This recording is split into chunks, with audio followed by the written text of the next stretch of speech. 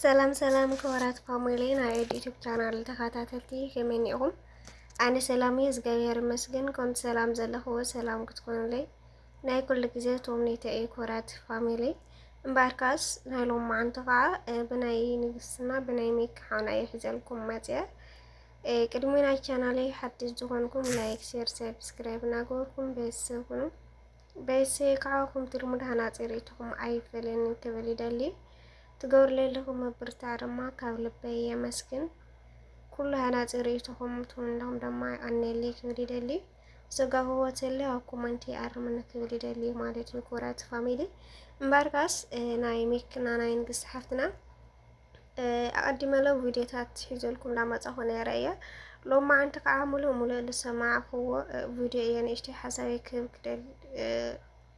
كسامت ارشام سيد تدامصن مالتي بيسب እና ምክንያቱ እትሙሉ ቪዲዮ ሒዘልኩም ከይማጽእ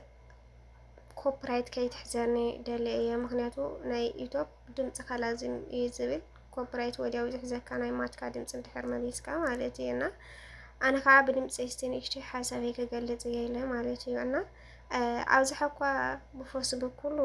ተፖስቱ እዩ ምክንያቱ ግዛ መጣርሻ ተዓዝብኩም ትኾኑ ወላ ብዩቲዩብ ናይ ባዕሉ ተጽዕኑ ማለት እዩ እና ቅድሞት አይዲያ ክብል ደሊ ሓደ ብዙሓት ኣለና ብሕልፊ ኣብ ኮመንት ገለስ ሊሜክ ብዙሓት ንጽርፎ ሰባት ኣለናና ምክንያቱ እቲ ሓደ ጸገም ናይ ምክድዩስ ናዛ ቆልዓ ድዩስ ቅድሚ ሁሉ ንሕና ኣይንፈልጠን ሓደ ዝገበረ ኣምላኽ እዩ ዝፈልጦ ካብኡ ድማ ባዕብዩ ንሳና ሚኪ እዮም ዝፋለጡ ናይ ምክዲ ጸገም ወይ ከዓ ስናታ ቆልዓ ጸገም ክልቲኦም ባዕልቶም እዮም ዝፋለጡ ምክንያቱ ከባና ሱሳቶም እዮም ዝቃሮ ብሓደ ዘለው ማለት እዩ ኣብ ኮመንት ግን ብዙሕ ነገር ኣሎ ሊሜክ በቃ ብዙሕ ነገር ነጻረፍ ገለና ኮመን ገበር የብልናይ ምክንያቱ ሲ ታይዲ ዝበሃል ዘሎ ኣይትፍረዱ ከይፍረደኩም ዝበሃልና ሰብ ለሰብሲ ክፈርደሉ ኣይኽእል ምክንያቱ እቲ ጸገም ሙሉእ ለሙሉእ ተፈሊጥካዮ ከምቲ ዝገብር ለሃ ገለ ክትብል ትኽእል ኢኻ እና ታይ ዓይነት ክሳብ መጨረሻ ጸገም ርኢኹም ሊሜክ ብዙሕ ጻፍ ተጻረፉ ወገለ ተቆልዓ ከዓ ክሳብ መጨረሻ እንድሕር ሰምዕኹም እቲ ቪድዮ በጣም ይህልኽ ኣለዋ ምክንያቱ በቃ ህልኽ እንዲያም ትዕግስተኛ የኣነ ተዓዝዮ የሚኪ ስኡል ዝሰምዓ በጣም ይታግስዋ ማለት እዩ ካብኡ ድማ ሓንቲ ነገር ከዓ ኩልኹም ትማሊ ቪድዮ ገለ ዝተሰርሐላ ንምንታይ ተወቃዕ ገለ እዩ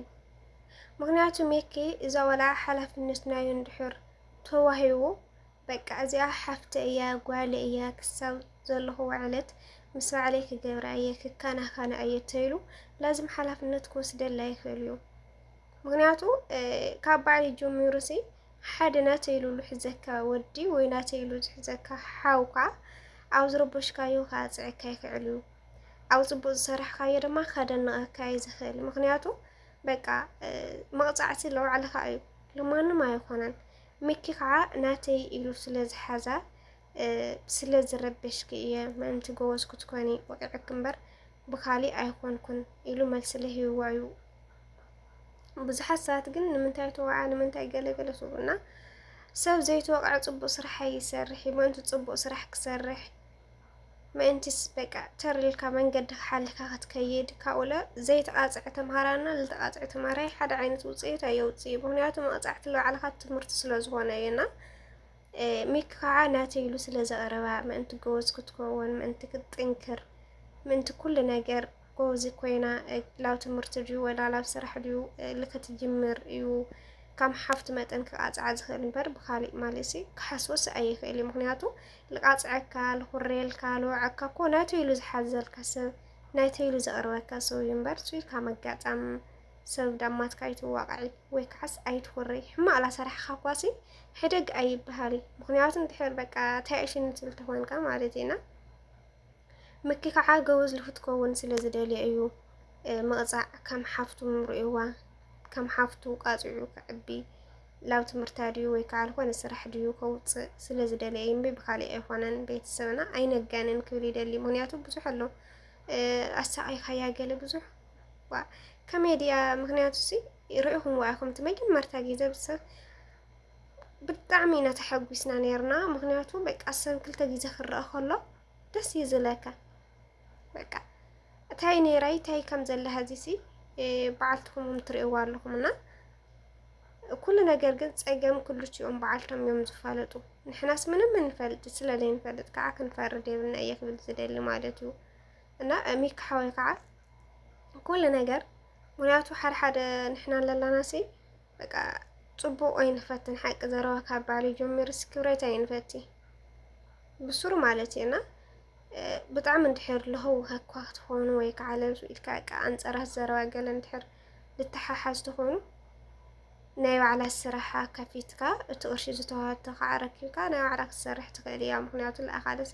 ደስ ኣይብልኩም እዚ ዓይነት ዘረባ ክትመላለስ ላብ ሚድያ ክተውፅእ ገለ ብጣዕሚ ደባሪ እዩ ምክንያቱ ህልኸኛ እያ ተቆልዓ ክሳብ መጨረሻ እንድሕር ተዓዝብኩምዋ ህልኽ ኣለዋ በቃ ጥቕሉል ዘይውዳእ ህልኽ ማለት እዩና ሓዲኡ መፍትሒካ ትገብር ዘለካ ኩላትና ብኣፍና ከዓ ልሜክሲ ኣነፃርፎ ምክንያቱ ሜክስ ላረኹም ቦይኩም ወላ ናይ ህዝቢ ቅርሺ ይኹን ህዝቢ ወፃኢ ይኹን እምበር ክኸዲ ክመፅእ ብዙሕ ነገር ድኻሞ ኣሎ ኩሉ ነገር ትፈልጥዎ ኢኹም እና ልልተፀገሙ ሓትና ልኳምዚኣ ልበላ ልተፀገማ ልተሸገራ ንኩለን ወላ ብናይ ህዝቢ ቅርሺ ይኸውን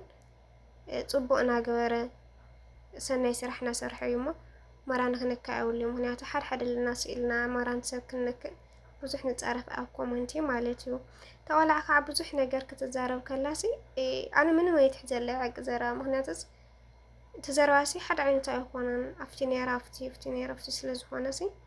ምንም ክትሕዘላሲ ይብልካ እየ ዝብል ምክንያቱ ሸለል ክትላል ትኽእል ኢኻ ሓደ ምስቲ ቆልዓ ምዃና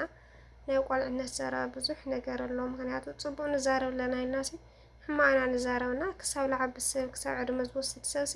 ምንም ንዛረቦ ሰብ ኣይፈልጥን እና ቆልዓ ምስቲ ምዃና ከዓ ሜክኸላ ናይ ሰብ ብዘየገድስ ሸለል ክትላይ ዘለካ ምክንያቱ ተዛሪባ ሱቅ ክትብል ዘለካ እምበር ንሕና ከም ሓበሻ ብጣዕሚ ኢና ነጋንነ በቃ ማርያምን ካዓለስ በቃ ኣብ ሕማቕ ነርና እንድሕር ጽቡቕ ለኺብናስ ምልዋጥናሲ ኣይነጉሂ ወላ ኣመልና በቃ ቀየርና ንበልና ሰብ ተቐያየር ስለ ዝኾነሲ ብትዕግስቲ ኢኻ ትሕዞ ዘለካ ምክዬ ካብኡ ቆልዓ ስለ ዝኾነ ሸለል ክትብላ ኣለካ ናይ ሰብ ብዘየገድስ ከምኡ ተኾይኑ ከዓ ናይ ባዕላ ስራሕ ኣውፂእካ ቀርሻ ዝተዋወሰደ ኣረኪብካ ቆልዓ ሒዛ ሰጢላ ክትመሃር ወይ ከዓ ሰጢላ ስራሓ ክትሰርሕ ትኽእል እያ እና ሓደ ዘለና ግን ብኣፍና ምንጋር ንሕደጎ ክብል ይደሊ ማለት እዩ ኩራት ቤተሰብ ናይ ሎማዓንቲ መደብ እዚኣ ትመስል ብካሊእ መደብ ክሳብ ዝመፅኩም ናይ ቻናለይ ሓደሽቲ ዝኾንኩም ላይክ ሼር ሰብስክራይብ እናገበርኩም ቤተሰብ ኩኑ ቤተሰብ ካብኩም ትልሙድ ሃናፂ ርእይትኩም ኣይፈለኒ ትገብርሉ ዘለኹም መበረታዕ ካብ ልበይ ዘመስግን ይቐኒለኩም ይደሊ ባይ